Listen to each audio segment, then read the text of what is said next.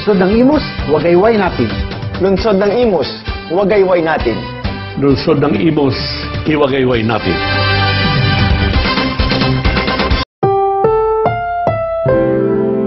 The following program is rated G. It is suitable for all audiences. Ito ang Katok TV and I'm your host, Micaela Gonzalez. At ito po ang Usapang Business.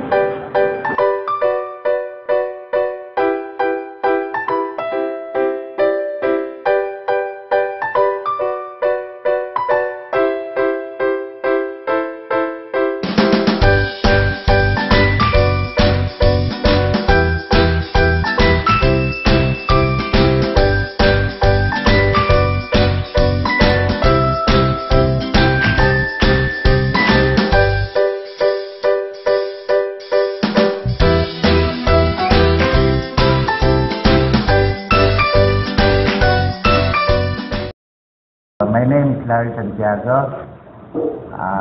Retired federal employee ako. Dito na ako nag-stay sa Pilipinas for good. Ngayon, naisipan naming mag-asawa na parang gusto niyang magtayo ng coffee shop. Eh, parang maganda ang location. Kaya dito kami nag-build ng building sa tapat ng municipal hall ng Noveleta. Eh, so far naman, kakukul lang namin na ka-open lang namin noong January 27 this year. Eh, so far naman, maganda naman ang sale. Kaya nakakawili. Meron kami pinagkakaabalahang mag-asawa.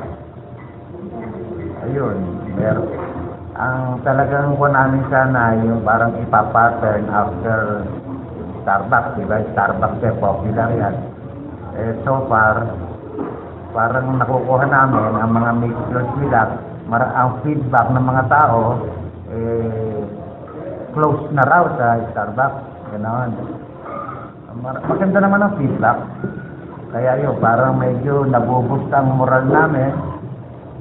Kaya yun, hopefully, maging successful itong maliit namin business nito.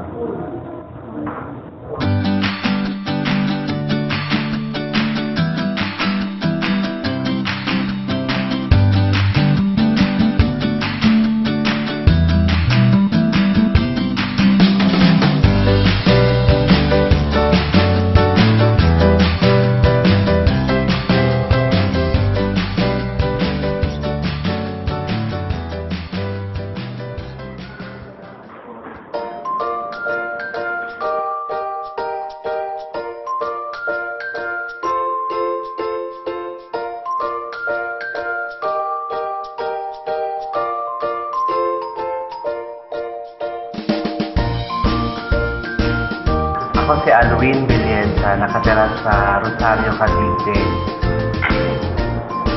Creamy yung yung lasa niya. Saka refreshing. Yun. Noong una na-curious ako dito sa coffee shop. So, trinay ko yung nila kasi maganda naman yung presentation ng establishment. So, na-curious ako kung ano ba yung Then, one time, nag-try ako nung white chocolate. Masarap naman siya. And then, second time, dinala ko yung mga friends ko dito. Nag-enjoy sila sa sa drinks.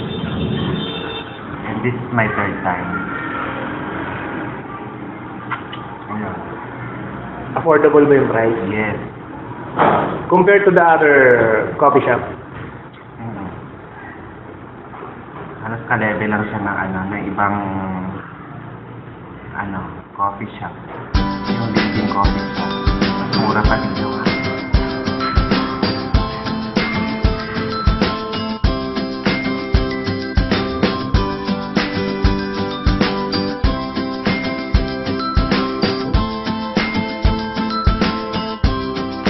Ako si Nelson Hauer Alik. Trabaho ko dito parang waiter, security, ganon. Dito sa taas, ang ginagawa ko dito, yan, dito mga pinaggamitan ng mga kumain dito sa amin sa taas. Tapos, kinukontrol ko rin ng mga karamihan kasi mga bata ang napalit dito.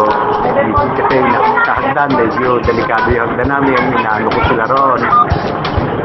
Dito, karamihan ng namin, yung mga kabataan na nanggaling sa school. Dito, diretso nila. Tulad kanina, ang daming bata rito, no, maingay. In-advise ako rin na huwag masyadong maingay.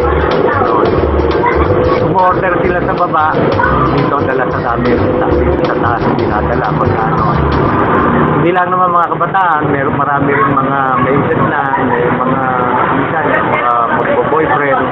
Dito sila sa taas nandito, dito nagkakape, dito nagkukwentuhan, ganon. Magandang gabi po sa inyong lahat. I'm Marshall Acosta from Noveleta, Cavite. I'm working at Noveleta Plaza Cafe. I'm a cashier. Then, our cafe started on January 27, 2013.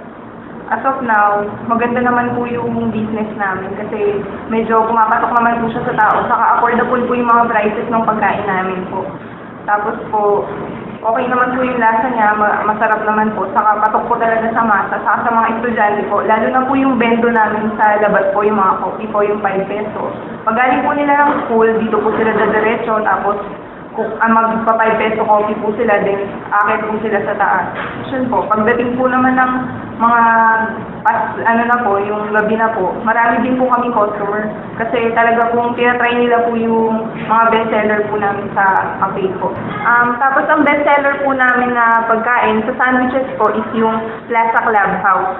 Tapos ang laman niya po is may ham po siya, may chicken spread, tapos may lettuce po, may tomato, may cucumber, tapos 3 layers po siya, tapos may kasama po siyang soup.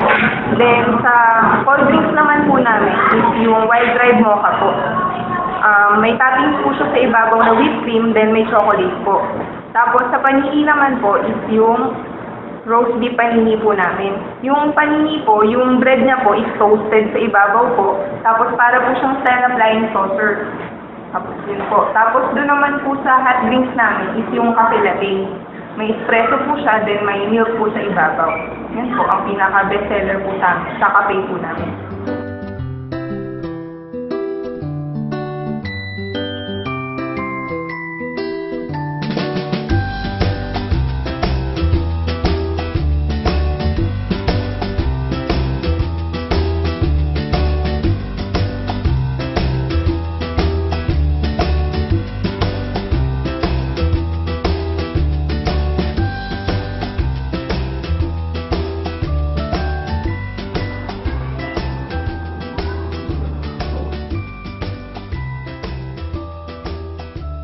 Kung may libre po kayong oras, pwede po kayong bumisita dito sa coffee shop natin dito po sa Noveleta Plaza Cafe. Dito po sa Noveleta, sa mismong Noveleta po mismo, dito po sa plaza. Affordable po yung price ng mga sandwiches, saka wrap po. Meron din po kayong mga hot drinks, very affordable po lahat. If by free time po kayo, pwede po kayong bumisit sa aming store. Tiyak po mag-i-enjoy po kayo sa food namin at sigurado pong magugustuhan niyo po yung lasa at patok po sa masa. Doon sa mga televiewers, kung sakasakali na maka-stop by kayo rito sa Noveleta, sa in front of Municipal Hall ng Noveleta, Cavite. Madali yung makikita tong place namin na ito. Ang pangalan ng coffee shop, Noveleta Plaza Cafe. In front lang kami ng Municipal Hall ng Noveleta, Cavite.